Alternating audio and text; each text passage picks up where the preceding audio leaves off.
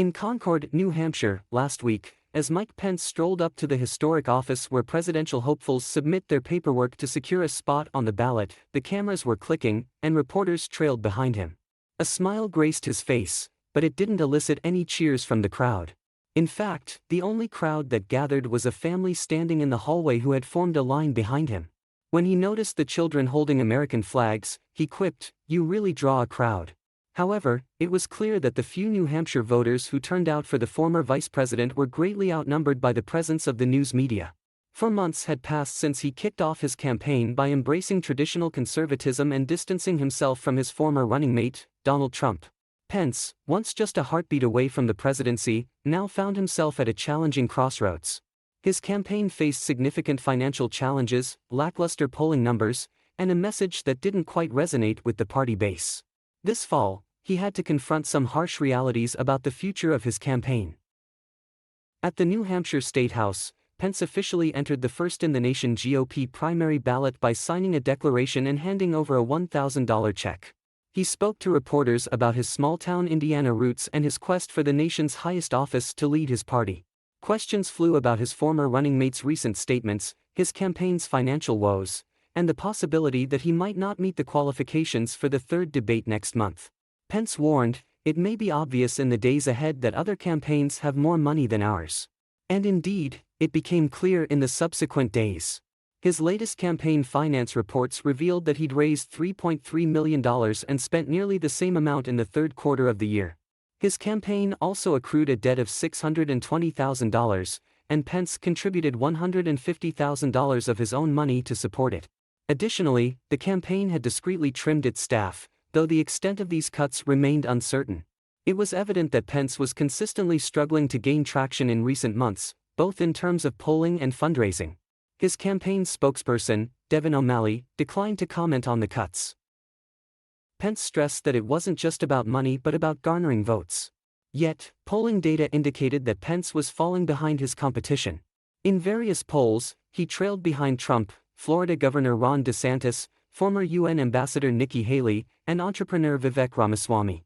These candidates, however, were all struggling to bridge the gap created by Trump's dominant lead.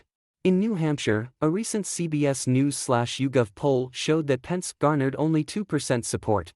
The Pence campaign was heavily banking on a strong showing in Iowa, where he aimed to connect with evangelical voters, a critical voting bloc. The day after filing in New Hampshire, Pence addressed the First-in-the-Nation Summit in Nashua, where all the candidates except Trump had already made their pitches. Despite being the last to speak, Pence had exchanged pleasantries with a few audience members as he passed through the main hall. However, as he left, event staff began stacking chairs, and attendees bid their farewells, with some barely acknowledging the presence of the former vice president just feet away with a small entourage in tow. In smaller-scale events with fewer attendees compared to other candidates, Pence sought to distinguish himself from his former running mate. While he acknowledged that their administration had fostered business growth, secured the border, and put money back in Americans' pockets, he assured voters that he could offer the most conservative leadership for the party. He also hinted at the former president's fixation on relitigating the last election, which resonated with some, albeit to a limited extent.